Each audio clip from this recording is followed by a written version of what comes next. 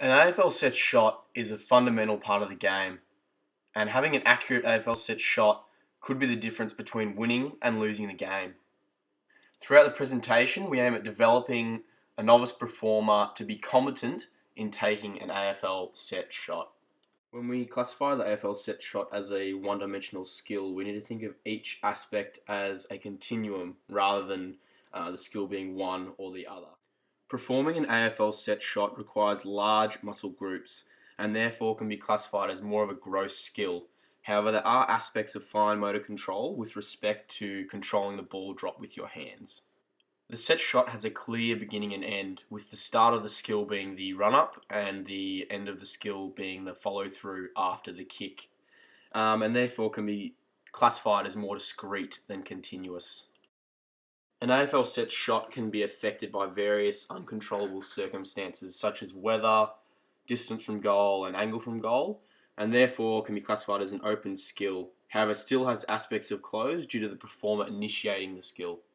The set shot is a 4D skill, which is considered one of the most difficult skills to perform. A 4D skill is made up of object manipulation, body transfer, in-motion regulatory conditions, and inter-trial variability. With regards to the AFL set shot, object manipulation is referring to the ball drop and kick. Body transfer would be the run-up and execution. In-motion regulatory condition, things that are changing the pattern of the skill, so the distance from goal, angle, and the weather. Inter-trial variability would be the difference between each set shot with regards to the changing circumstances. To ensure an AFL set shot is performed correctly, 5 key aspects should be focused on. These include lining up to the target, so picking a point behind the goal to square up to. The run-up, being consistent with regards to speed and distance, so ensuring there's enough distance between you and the man on the mark. The ball drop needs to be steady and accurately over the preferred foot. Execution, with specific regards to getting solid contact with the ball to ensure you get enough distance to kick the goal.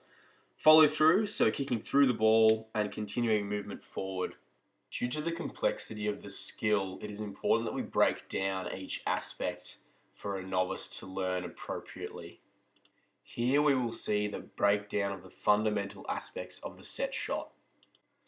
Consistent measuring of the steps back ensures the kick always goes over the man on the mark and gives time to line up the target. Practicing the run-up without the ball ensures that the participant begins to get an understanding of their set routine, which will become a fundamental part of their set shot. This can then be progressed to the run-up with the ball and with the ball drop only. And lastly, incorporating the actual kick of the ball. This is where we also focus on getting solid execution and following through. The quantitative test performance measure will be scored on a hit or miss. So if the person kicks a goal, they'll be given a point. If they miss, they will get nothing. There'll be 12 attempts at goal at 6 different set angles. So each position will be given 2 kicks, and at the end they will receive a score. The qualitative measure will be a score out of 10 for how well they perform each key aspect. This test could be used as a retention test following a break in training. Throughout the 6-week training program, we want to see our novice performer progress through the different skill levels or stages. Week 1 and 2 will focus heavily on the cognitive stage. Here we want the participant to gain an understanding of the key aspects of the set shot, as well as improve their ability to recognize and appreciate feedback from sources such as proprioception, augmented feedback, and observations. Weeks 3 to 5, we expect our novice trainer to progress into the associative stage. This is where we expect them to have a further understanding of the sequence of events that are required for accurate AFL set shot and be able to coordinate the key aspects appropriately. We expect them to be able to adjust to different situational demands, such as pressure from the opposition. Due to only having 6 weeks of training, we don't expect our participant to reach the autonomous stage. However, we do want to see them progressing towards this stage This is where the skill is becoming automatic and the participant doesn't have to think about each aspect of the skill. A pre-test will be performed at the start of the program and a post-test at the end of the final session to assess how well the participant has progressed through the training program itself.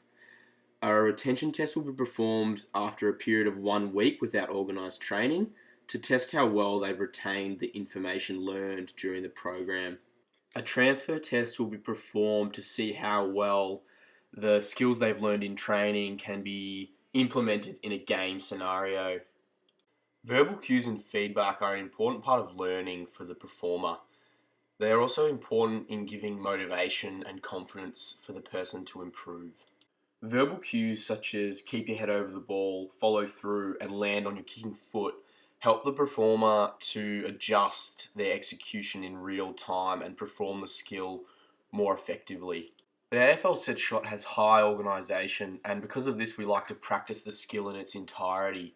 However, due to its high complexity, several skill drills are performed to help the performer master each aspect.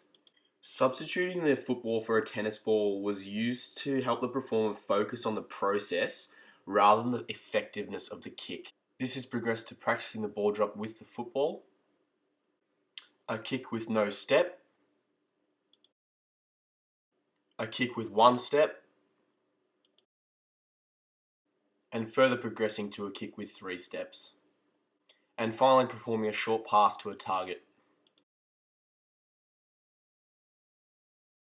Once there's a basic understanding of the main concepts, more advanced drills can be performed, such as this.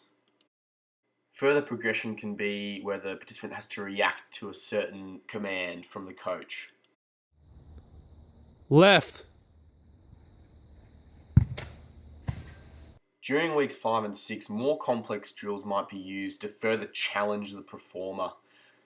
This will help the performer to learn how to kick in varying conditions, such as judging where the ball will bounce, and still performing an effective drop punt. Finally, get the participant to practice the set shot in its entirety with the man on the mark putting pressure on them. This would be our transfer test, as it will simulate a game scenario. Ready? Oi, Mitch! Mitch, oi! Oi! Good luck with your progress, and we hope this helps you successfully perform an AFL set shot.